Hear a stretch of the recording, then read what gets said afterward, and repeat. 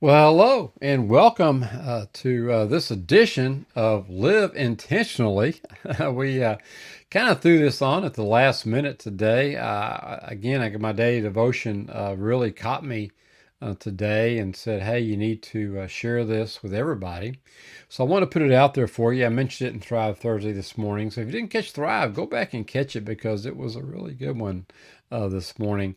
But live intentionally, again, from In Touch Ministries. When we align our goals with God's, we'll always end up on the right path. And it's June 30th. For many of you, it's the end of your second quarter. For all of you, it's the end of your month. Now, some of you may be like me on a 12-week year where it may not necessarily be the end of anything, but I work with a lot of people who it is very important to have a great first and second quarter and great month, and a big part of that is learning how to live intentionally, and that's what we really talk about intensely at A to B for me is living intentionally. Know what you want, and that's why we spend so much time in 5 days of you. And if you haven't been through 5 days of you, reach out to me or hop up on my YouTube channel A to B for me and check that out, or get with me and let's talk about 84 days, which is our 12-week program to help you to live intentionally. And that's why this really struck me today. So I'm going to get out of the way here and just have the devotional here for you today. And I'm going to go down and what we're in 2 Timothy 4, 6 through 8.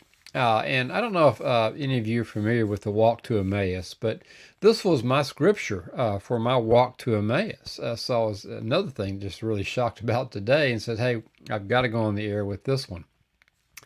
And what it says in 2 Timothy here is, for I am already being poured out as a drink offering, and the time of my departure has come. Now, this is Paul speaking. If you're not familiar with 2 Timothy, he's writing a letter to Timothy. I have fought the good fight. I have finished the course. I have kept the faith. In the future, there is laid up for me the crown of righteousness, which the Lord, the righteous judge, will award to me on that day, and not only to me, but also to all who have loved his appearing. So let's get right into the devotional today. And what is it really trying to say here? Well, we all want to live life to the fullest, but to do that, we must have goals to aim for. And few of us actually take the time to consider where we're going. And I talked about this on Monday and with the devotional there, and also with our weekly challenge, in the fact that most of us tend to spend more time planning a vacation than we do planning our lives. And how tragic it would be to finish our life and find out we were on course other than God's, fighting the wrong fight and struggling to keep the faith. And some of you are out there wondering, and I saw a post by a young lady the other day, and I had to pray for her because I saw it out there on Facebook, and she was, distressed, and I really couldn't believe it was in the post, but that nothing was ever going right for her. The other people were getting things, and she wasn't, and she didn't understand why. Well, it might be because you're not on God's course. And so sometimes you just got to get back to the basics and include God in all of your plans and all your planning. Because the Apostle Paul is a good role model for living life to the fullest. His goals were to know Christ, abide in his power, fellowship in his suffering, and preach the gospel. In Philippians 3:10 and Corinthians 1:17, we can kind of go through that. So let me hop in here real quick for you if I can get on the right screen again here. Philippians says, that I may know him and the power of his resurrection and the fellowship of his sufferings, being conformed to his death. And 1 Corinthians 1:17 says, for Christ did not send me to baptize, but to preach the gospel, not in cleverness of speech, so that the cross of Christ would not be made void. So Paul aligned his aspirations with the Lord's, diligently worked to fulfill his calling, and persevered through suffering. And if you've ever read any of the letters, you know that Paul suffered deeply for his convictions. And he could face the end of his life with the confidence, though, that since he'd fought the good fight and finished the course and kept the faith. And a lot of you're out there and you're fighting a good fight and you want to finish the course, but you're not keeping the faith. You diverted away from it. And I'm telling you, that easy button, I talked about the easy button this morning in Thrive Thursday, it's just not the way to go. You've got to have your morals, got to have your principles. And that's what's part of A to B for me, the thoughts, action, habits, and character.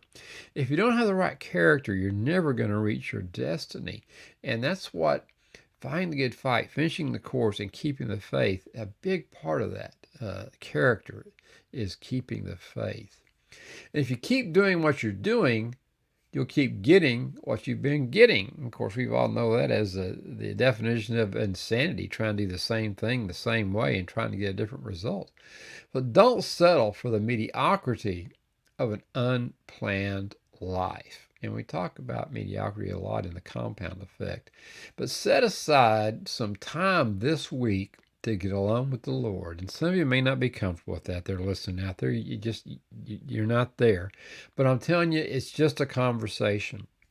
That's all it is. It's just start talking. Find a quiet place and just start talking. And that's all it is. It's just a conversation. And ask for his help in setting goals that will take you where he wants you to go. You have God-given gifts. You have a plan. He has a plan for your life, and it's laid out there for you.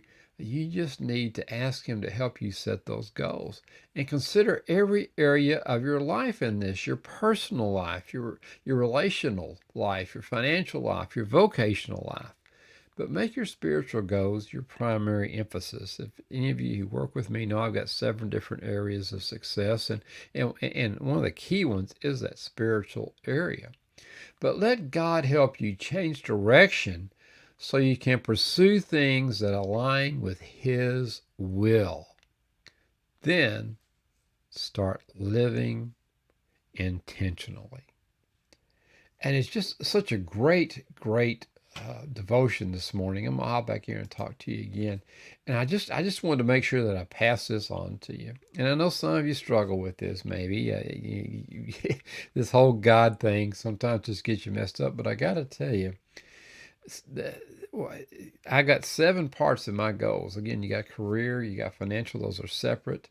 You've got social, you've got physical, you've got mental.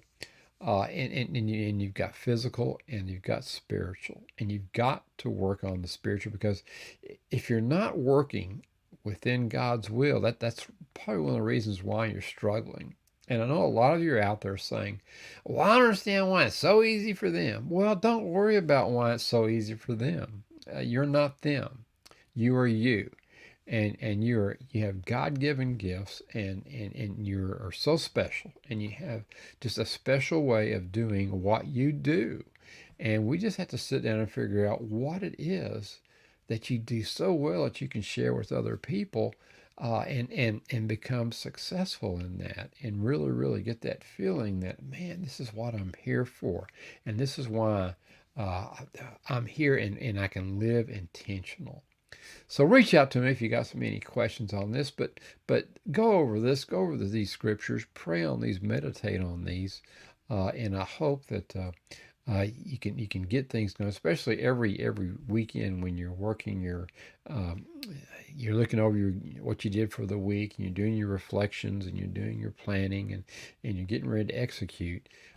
Be sure that you include God in those plans. Well, all right. Well, that's it for me.